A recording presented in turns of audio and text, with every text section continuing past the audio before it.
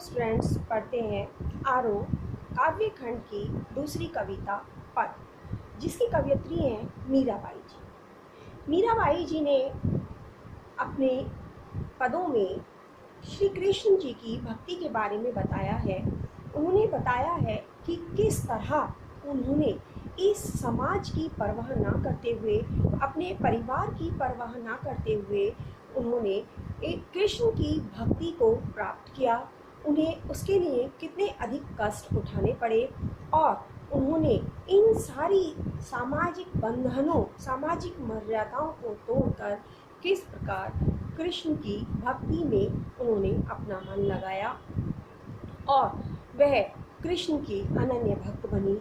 उसके लिए उन्हें परिवार वालों ने भी बहुत भला बुरा कहा और साथ ही समाज के लोगों ने भी उनकी बहुत अधिक निंदा की।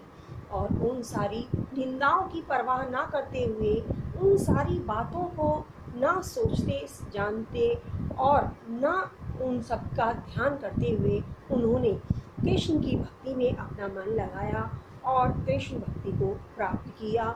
उनके अनुसार उनके जो भगवान श्री कृष्ण थे वो अविनाशी थे, अर्थात जिनका नाश ना हो सके, ऐसे उनके ईश्वर थे और वो सहज भक्ति से ही प्रसन्न होकर अपने भक्तों को प्राप्त हो सकते थे।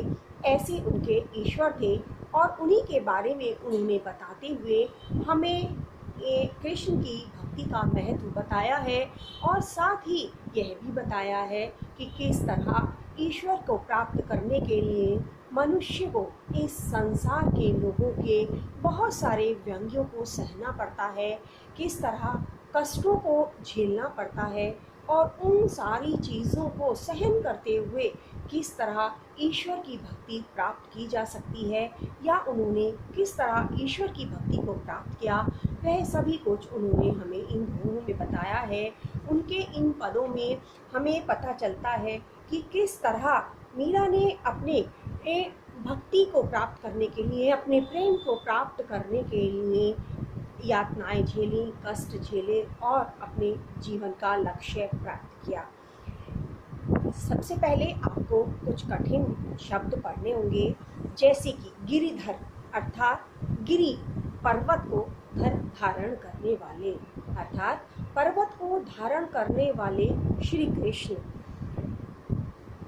मोर मुकुट अर्थात जिनके सिर पर मोर के पंखों का मुकुट लगा हुआ होता है, जो सोने या चांदी से बना या अन्य किसी धातु से बना मुकुट नहीं पहनते, बल्कि मोर के पंखों से बना मुकुट जो अपने सिर पर धारण करते हैं, अर्थात कृष्ण जी। छाड़ी दर अर्थात छोड़ दी, उन्होंने छोड़ दी। कुल की कानी, कुल मतलब परिवार, अपना वंश, कानी मर्यादाएं, अर्थात उन्होंने अपने परिवार की मर्यादाओं को छोड़ दिया। करी है, कहा करी है, कहता रहे, अर्थात जिसको जो कहना है वो कहता रहे। ढिग अर्थात साथ में। अंशुवन आंसुओं से, रोते समय आंखों से निकलने वाला जो जल होता है वो आंसू कहलाता है। अंशुवन अर्थात आंसुओं से।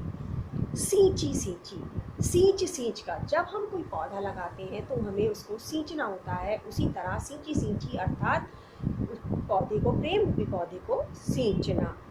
मथनिया, मथनी जिसको हम साधारण भाषा में रई कहते हैं, जिससे हम दही दूध मक्खन चलाते हैं। बिलोई अर्थात चलाना।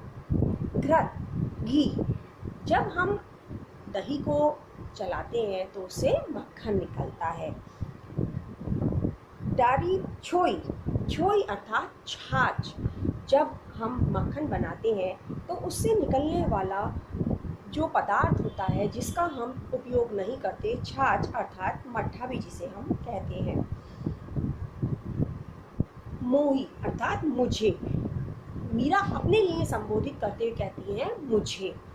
अब देखिए पद देखते हैं। पहला है मेरी तो गिरिधर गोपाल दूसरों ना कोई, जाके सिर मोर मुकुट मेरो पति सोई, छाड़ी दई कुल की कानी कहा करी है कोई, संतन ढिग बैठी बैठी लोक लाज खोई, अंसुवन जल सींची सींची, प्रेम बेली बोई। अब ता बेली फैली गई, आनंद फल होई। दूध की मथनिया बड़े प्रेम से बिलोई, दधी मथी घृत काढ़ी, पियो डारी दई छोई। भगत देख राजी हुई, जगत देख रोई। दासी मीरा लाल गिरधर, तारो अब मोही। मीराबाई जी कहती हैं कि मेरे तो गिरधर गोपाल, मेरे तो एकमात्र गिरिधर गोपाल हैं, अर्थात गोवर्धन पर्वत को उंगली पर उठा लेने के कारण कृष्ण जी का एक नाम गिरधर भी है। तो कहती हैं मीराबाई कि मेरे तो सिर्फ गिरिधर गोपाल ही हैं, अर्थात पर्वत को धारण करने वाले और गोपाल गायों को चराने वाले कृष्ण ही मेरे अपने हैं। दूसरों ना कोई, दूसरा कोई भी मेरा अपना नहीं है, अर्थात मेरे तो सिर्फ कृष्ण ही, भगवान कृष्ण ही अपने हैं, उसके अलावा कोई भी मेरा अपना नहीं है। जाके सिर मोर मुकुट, मेरो पति सोई। अब वो स्पष्ट करती हैं कि जिनके सिर पर, वो कृष्ण जी जो सिर पर मोर के पंखों का मुकुट पहनते हैं, वो ही मेरे पति हैं। उसके अलावा किसी से मेरा कोई संबंध, मेरा कोई नाता नहीं है।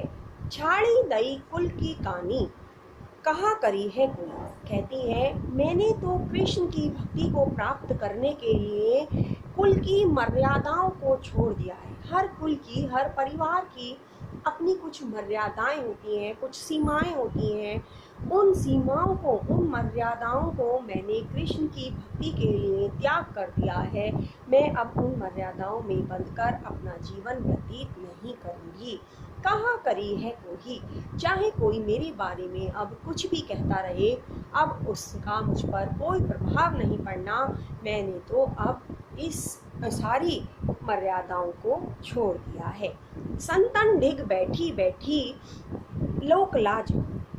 मीरा जी स्पष्ट कहती हैं कि मुझे भगवान कृष्ण की भक्ति के लिए संतों का साथ चाहिए, संतों का समागम चाहिए। इसलिए मैं अपनी भक्ति को करने के लिए या अपनी भक्ति को पूर्ण रूप देने के लिए संतों के संगति में बैठती हूँ और लोक लाज हुई। और ऐसा करने के लिए मैंने सारी लोक लाज अर्थात संसार के प्रति जो मेरी सारी लज्जा थी, जो सारी शर्म थी, उसको मैंने छोड़ दिया है। अर्थात यदि कोई कुलीन परिवार की वधू की संतों की संगति में बैठकर अपना समय व्यतीत करती है, तो वह स्थिति उसके परिवार के लिए बहुत शर्म की स्थिति होती है, लज्जा वाली स्थिति होती है। इसलिए मीराबाई कहती हैं कि मैंने तो भगवान की भक्ति को प्राप्त करने के लिए मुझे साधुओं की संगति चाहिए थी। मैंने साधुओं की संगति को स्वीकार कर लिया है और अब उसके लिए मैंने सारी लोक लाज छोड़ दी है। इस संसार के लोगों के प्रति जो मेरी शर्म थी, जो मेरी हया थी, जो मेरी लज्जा थी, उसको मैंने छोड़ दिया है। अब मैं उसको स्वीकार नहीं करती हूँ।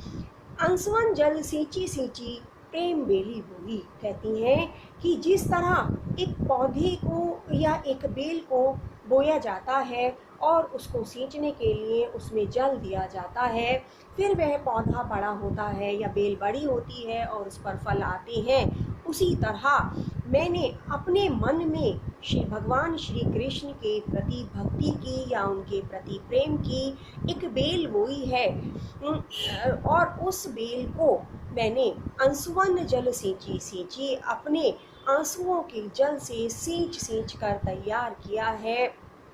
और वह जो मेरी प्रेम की बेल है, वह आंसुओं से सींचे जाने के कारण या उसकी पर्याप्त मात्रा में सिंचाई होने के कारण वह जो बेल थी, वह बेल अब तो फैली गई, अब तो फैल गई है, अर्थात वह बेल अब तैयार हो गई है, आनंद फल हुई और उस पर आनंद या प्रसन्नता या फिर खुशी रूपी फल आने लगे हैं। अर्थात मीराबाई कहना चाहती हैं कि उन्होंने भगवान श्री कृष्ण की भक्ति के जो बेल बोई थी, उनके प्रति प्रेम की जो बेल बोई थी, वह बेल अपने आंसुओं के जल से सींची और उस बेल को सींचने के बाद वह बेल बढ़ गई, बड़ी हो गई और उस पर प्रसन्नता के रूपी फल आने लगे। एक अन्य उदाहरण देते हुए वो समझाती हैं कि दूध की मथनियाँ बड़े प्रेम से बिलोई, दधी मथी घृत काढ़ी लियो, डारी दही छोई। वो कहती हैं जिस प्रकार हम दूध को जमा कर दही बनाते हैं और उस दही को चलाते हैं, मथनी से चलाते हैं, और मथनी से चलाने के बाद हम उससे मक्खन निकाल लेते हैं और जो छाछ बचता है उसको हम छोड़ देते हैं। उसी तरह कवियत्री कहती हैं कि मैंने भगवान के प्रेम रूपी दही में अपने प्रयासों रूपी मथनी से उसको चलाया और उससे मुझे भगवान की कृपा रूपी मक्खन मिल गया, और जो सारा मेरे मन में संसार के प्रति जो मोह माया लगाव ये जो सारी चीज़ें छाछ के रूप में व्यर्थ थीं वो सब बच गईं, वो सब मैंने उनको हटा दिया। अर्थात मैंने भगवान के प्रेम रूपी दही को अपने प्रयासों की मथनी से चलाकर उससे भगवान की कृपा रूपी घी निकाल लिया है और इस संसार रूपी संसार की मोह माया रूपी सारे छाछ को मैंने दूसरी ओर हटा दिया है। भगत देख राजी हुई, जगत देख हुई। मीराबाई कहती हैं कि मैं जब भगवान के भक्तों को देखती हूँ, जब मैं इस संसार में लोगों को भगवान की भक्ति करते हुए देखती हूँ तो मेरे मन को बहुत प्रसन्नता होती है। लेकिन जब मैं इस संसार के लोगों को देखती हूँ कि वह लोभ लालच मोह माया इन सारी चीज़ों में ईर्ष्या द्वेष में और एक दूसरे के प्रति वो ईर्ष्या भाव में संलग्न हैं, डूबे हुए हैं, खोए हुए हैं, तो उस समय मुझे बहुत दुख होता है। मीराबाई कहती हैं कि मैं इस संसार में भगवान के उनकी भक्ति करते हुए लोगों को देखकर प्रसन्नता प्राप्त करती हूँ, और जब लोग इस संसार के माया मोह में फंस जाते हैं तो मुझे बहुत अधिक दुख होता है। दासी मीरा लाल गिरधर तारो अब ही। मीराबाई कहती है कि हे प्रभु, अब मुझे मिला है, दासी हो गई है, यह आपकी दासी है, तारो अब मोही, अब आप मुझे तार दीजिए, अर्थात मुझे मोक्ष प्रदान कर दीजिए। हे प्रभु, आप कुछ ऐसा कीजिए कि मुझे मोक्ष प्राप्त हो जाए। आप ही ऐसे हैं जो मुझे मोक्ष प्रदान कर सकते हैं। देखिए इसका अगला पद आता है, इसके कठिन शब्द हैं नारायण अर्थात ईश्वर, जो हमारे ईश्वर हैं अर्थात श्री कृष्ण जी। बावरी अर्थात बावली हो जाना, पागल हो जाना ईश्वर की भक्ति में। न्यात कहते हैं कुटुंब के लोग, परिवार के लोग, जो बहुत बड़ा परिवार होता है उस परिवार के जो अन्य सदस्य होते हैं वो कुटुंब के लोग कहलाते हैं। विष अर्थात जहर। नागर अर्थात चतुर, अविनाशी, जिनका कभी नाश न हो सके। तो अगला पद हम शुरू करते हैं। पग घुंघरू बांध मीरा नाची, मैं तो मेरे नारायण सु आप ही हो गई साची। लोग कहे मीरा भई बावरी, न्यात कहे कुलनासी, विष का प्याला राणा भेजा, पीवत मीरा हंसी। मीरा के प्रभु गिरधर नागर, सहज मिले अविनाशी। अब मीराबाई कहती हैं पग घुंघरू बांध मीरा नाची, कि जो मैं मीरा अपने पैरों में, पग अर्थात पैरों में, बांध घुंघरू, बांधी मतलब बांध कर, घुंघरू जो बजते हैं, नाचनी अर्थात नृत्य करना। कहती हैं मीराबाई कहती हैं कि मैं अपने पैरों में घुंघरू बांधकर नृत्य कर रही हूँ। और क्यों कर रही हूँ? क्योंकि मैं ईश्वर की भक्ति में संलग्न हो चुकी हूँ, मैं ईश्वर की भक्ति में अपने आप को खो चुकी हूँ। मैं तो मेरे नारायण सु आप ही हो गई साची। वो कहते हैं साची अर्थात सच्ची, यह सत्य बात है, यह सच्ची बात है कि मैं तो अपनी नारायण की हो गई हूँ, मैं तो अपने ईश्वर की हो गई हूँ, इसमें कुछ भी असत्य नहीं है। मैं सिर्फ और सिर्फ अपने नारायण या अपने ईश्वर भगवान कृष्ण की भक्ति में खो गई हूँ। लोग कहें मीरा भई बावरी, अब मीराबाई कहती हैं कि मेरी इस स्थिति को देखकर, मेरी इस दशा को देखकर कि मैं ईश्वर की भक्ति में रम गई हूँ। लोग कहते हैं कि मीरा भई बावरी, कि मीरा तो बावली हो गई है, मीरा तो पागल हो गई है। न्यात कहे कुलनाशी, और न्यात अर्थात कुटुंब के लोग कहते हैं कुलनाशी, कि यह कुल का नाश करने वाली हो गई है। अर्थात मीराबाई यह समझाना चाहती है, यह बताना चाहती है कि जब मैं ईश्वर की भक्ति में संलग्न हो जाती हूँ, लोग मुझे देखते हैं तो वह यह कहते, मेरे परिवार के लोग भी मेरी निंदा करते हैं और इस समाज के लोग भी मेरी निंदा करते हैं, और वही कहते हैं कि मैं तो पागल हो गई हूँ, मैं तो बावरी हो गई हूँ।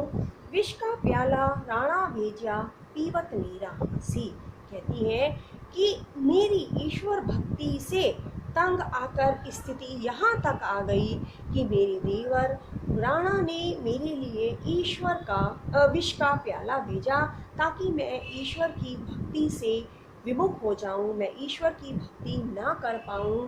पीवत मीरा हंसी, लेकिन उस विष के प्याले को मीराबाई ने हंसते हंसते पी लिया और उस विष का उन पर कोई भी प्रभाव नहीं पड़ा और उन्होंने उस विष को अपने शरीर में धारण कर लिया।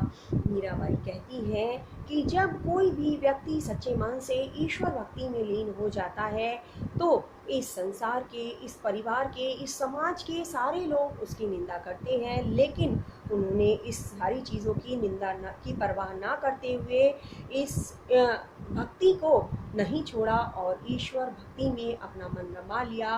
वह कृष्ण भक्ति को करती रही।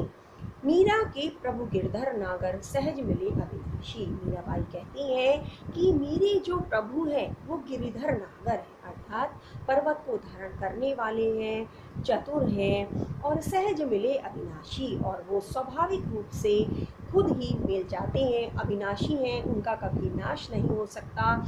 ऐसे मेरे ईश्वर हैं और यदि प्रेम से उनकी भक्ति की जाए तो स्वाभाविक रूप से वो स्वयं ही प्राप्त हो जाते हैं।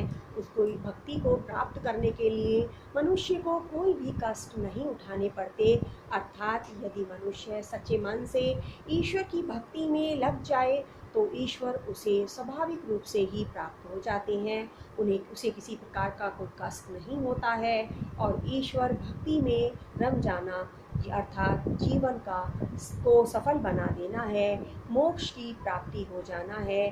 मीराबाई अपनी भक्ति को पूर्णता देने के लिए, अपने आप को मोक्ष की प्राप्ति के लिए वो ईश्वर भक्ति में लीन हो चुकी हैं। उन्होंने इस संसार के लोगों की परवाह नहीं की, परिवार के लोगों की परवाह नहीं की और उन्होंने अपना जीवन ईश्वर भक्ति में लगा दिया, ईश्वर भक्ति को समर्पित कर दिया। उन्होंने इस संसार के सारे कष्टों को सहा, यहाँ तक कि उनके लिए विष का प्याला भेजा गया और उन्होंने उसे भी हंसते हंसते पी लिया।